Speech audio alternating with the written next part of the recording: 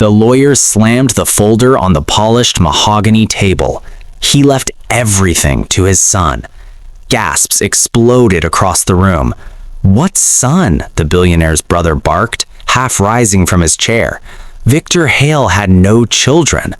The lawyer adjusted his glasses, voice steady. According to the will, he did. The room went silent except for the ticking clock. Outside, reporters crowded the gates of the Hale estate.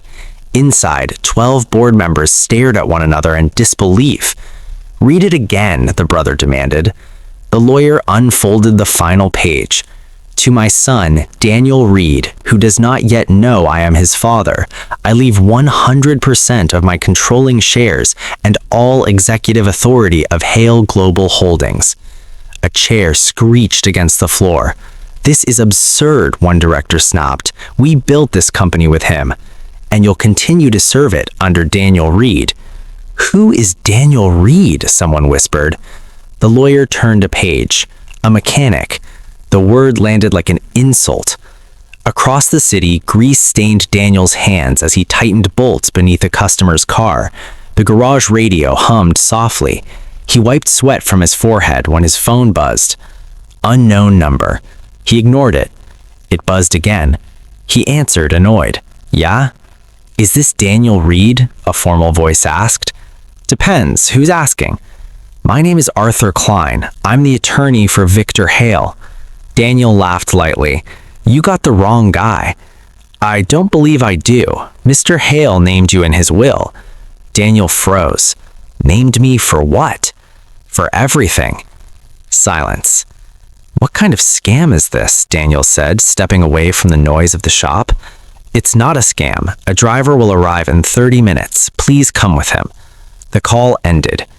Daniel stared at the phone, heart racing. Victor Hale, the billionaire whose face appeared on skyscrapers and magazine covers, the man who owned half the city. 30 minutes later, a black car pulled up outside the garage. His coworkers laughed. "Danny, you winning the lottery?" He forced a smile. "Something like that." When Daniel walked into the Hale estate hours later, the board members stared at him like he was dirt tracked across their marble floors. "That's him?" one woman muttered. "He smells like engine oil." Daniel clenched his jaw. "You called me here. What's this about?" The lawyer stepped forward. "Daniel Reed, Victor Hale was your biological father." The room erupted. "Impossible! Where's the proof?" Arthur Klein placed a sealed envelope on the table. "DNA results, conducted privately 6 months ago." Daniel's breathing grew shallow. "My father died before I was born," he whispered. "So you were told," the lawyer said gently. "No, my mother wouldn't lie." "Your mother signed this," Arthur said, sliding a document across the table. Daniel recognized her handwriting instantly. His chest tightened. The billionaire's brother leaned forward. "Listen, son, this is complicated. Victor was impulsive. This doesn't mean you belong here." Daniel met his eyes. "Then why call me?" Arthur cleared his throat.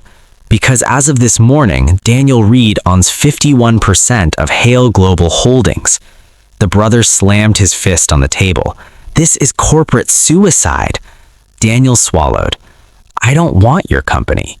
The room quieted. "You don't get to refuse," the lawyer said. "The shares are legally binding." A director scoffed. "He doesn't even have a degree." Daniel straightened slightly. "I never said I was stupid." Another voice cut in. "Stock prices are already falling. The press caught wind." Arthur turned to Daniel. "Your father left you a letter. He instructed that you read it privately." Daniel's hands trembled as he accepted the envelope. "Why?" he asked quietly. "Why now?" Arthur's voice softened. "Because he was dying." Daniel stepped away from the hostile eyes and broke the seal. If you're still watching, hit like right now because this story is only getting started. Inside the envelope was a single sheet of paper. "Daniel, if you are reading this, then I have failed in many ways." Daniel's vision blurred. "I stayed away to protect you. The enemies I made would have destroyed you to hurt me. I chose to let you hate a ghost rather than bury a son." Daniel's jaw tightened. I watched from a distance. Every birthday, every graduation, I saw the man you became without my money. That is why you deserve it." Tears slid down his face before he could stop them. "You are not inheriting my empire because you are my blood. You are inheriting it because you built character without it." The paper shook in his grip. Behind him, the brother's voice grew cold. "He's emotional. This company needs strength." Daniel folded the letter carefully. He turned around. "Tell me something," he said quietly. "If I walk away, who takes control?" The brother smiled thinly. "I do." Daniel looked around at the board members who couldn't even hide their contempt. And for the first time, something shifted inside him. Maybe walking away wasn't strength. Maybe staying was. He looked at Arthur. "When do I start?" Shock rippled through the room. "Immediately," Arthur replied. The brother leaned back slowly. "Then welcome to war." Daniel met his gaze without blinking. "War it is." To be continued. If you think Daniel should fight for what's his, comment fight. If you think he should leave, comment leave. And make sure you subscribe because part 2 is where everything explodes. The next morning, headlines screamed across every screen. Unknown mechanic inherits billion-dollar empire. Stock prices plunged. Board members whispered in corners as Daniel stepped into the headquarters for the first time. Suits brushed past him without acknowledgement. Inside the executive conference room, tension hung thick. The brother stood at the head of the table. "Before we begin, I propose a temporary suspension of Daniel Reed's authority pending a competence review." Several hands raised in agreement. Daniel remained standing. "You move fast." The brother smiled. "We protect what matters." Daniel looked around the room. Does protecting what matters include siphoning funds into shell companies? Silence. The brother's eyes hardened. "Careful." Daniel slid a folder across the table. "My father wasn't the only one who prepared." Arthur leaned forward, surprised. "What is this?" "Internal audits," Daniel replied. 3 years of irregular transfers signed by executive approval." A director snapped. "You can't just accuse." "I'm not accusing," Daniel interrupted calmly. "I'm reading." He flipped the page toward them. The brother's jaw tightened. "Where did you get that?" Daniel held his gaze. "You underestimated the mechanic." The room shifted. "Even if that's true," one board member said, "you don't know how to run a global corporation." Daniel exhaled slowly. "You're right, I don't know everything, but I know loyalty, I know sacrifice, and I know when people are stealing." The brother rose from his chair. "This is a coup." "No," Daniel replied evenly. "This is accountability." Arthur cleared his throat. "Legally, Daniel has full authority." The brother leaned closer, voice low. "You think exposing me makes you powerful? You'll drown in this industry." Daniel didn't flinch. "Then I'll learn to swim." Later that evening, Daniel visited his mother's small apartment. She opened the door and froze. "Why are reporters outside?" He stepped in quietly. "Mom, why didn't you tell me?"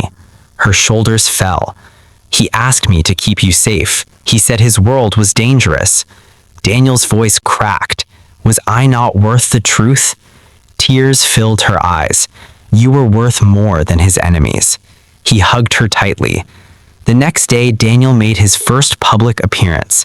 Microphones crowded his face. "Are you qualified?" a reporter shouted.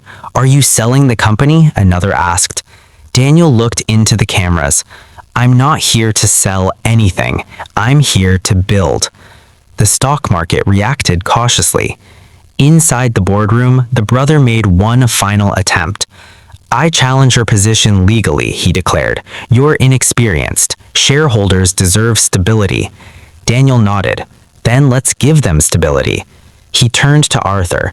"Initiate forensic audits across all departments. Freeze executive bonuses pending review." Gasps echoed. "You can't," the brother started. "I can," Daniel replied firmly, "and I just did." Days passed. The investigation uncovered millions funneled through hidden accounts. The brother's resignation came quietly. When he left the building, cameras flashed as security escorted him out. Inside, employees gathered in the lobby, uncertain. Daniel stepped onto the marble floor where his father once stood, feared. "I won't pretend to be him," Daniel said clearly. "I won't rule by fear, but I will protect this company and everyone who works here." A woman in the crowd asked, "Why not sell and live comfortably?" Daniel paused. "Because this isn't about comfort, it's about legacy." He announced a scholarship program in his mother's name for employees' children. Applause began slowly, then grew. Weeks later, stock prices stabilized. Analysts called it a miracle turnaround.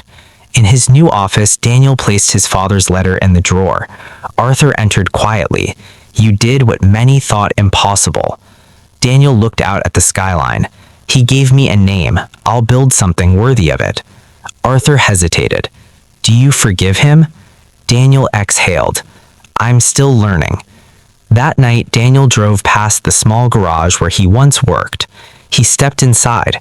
His old coworker grinned. "So, Mr. Billionaire, you missed the grease?" Daniel picked up a wrench. "A little." They laughed. As he walked back to his car, his phone buzzed with a new alert.